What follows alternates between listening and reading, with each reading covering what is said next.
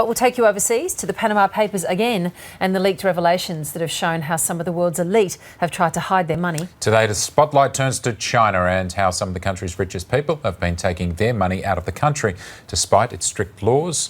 Many have invested the cash in offshore accounts arranged by Mossack Fonseca, the law firm at the centre of this controversy. The BBC has more.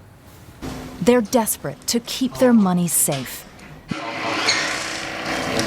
Many are anxious to smuggle their wealth out of China, away from the country's fragile economy.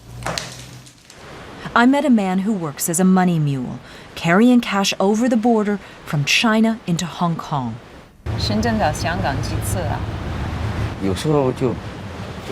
I strap the money to my body, or I carry a small bag.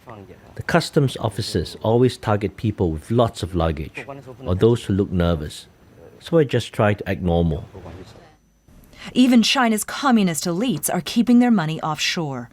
Earlier this week, we showed you leaked files from Mossack Fonseca that revealed right at the top how the relatives of China's leaders use offshore companies.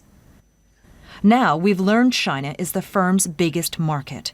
Mossack Fonseca manages more than 16,000 offshore companies created through its Chinese offices.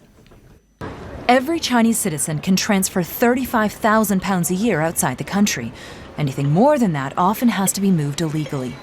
But for those who fear their nest eggs will be wiped out by China's slowing economy, or those who want to hide their wealth from the authorities, money smuggling's a necessary risk. The outflow of capital is certainly something which the Chinese government is very, very unhappy about, and they certainly want to contain it. They are aware of the scale of it, but the fact that they are giving it a fair bit of priority and yet the scale of the problem remains so large means that they are not entirely on top of it. Across Hong Kong, it's common to see visitors from mainland China splashing out in luxury shops. Think of it as a symbol for what's happening around the globe.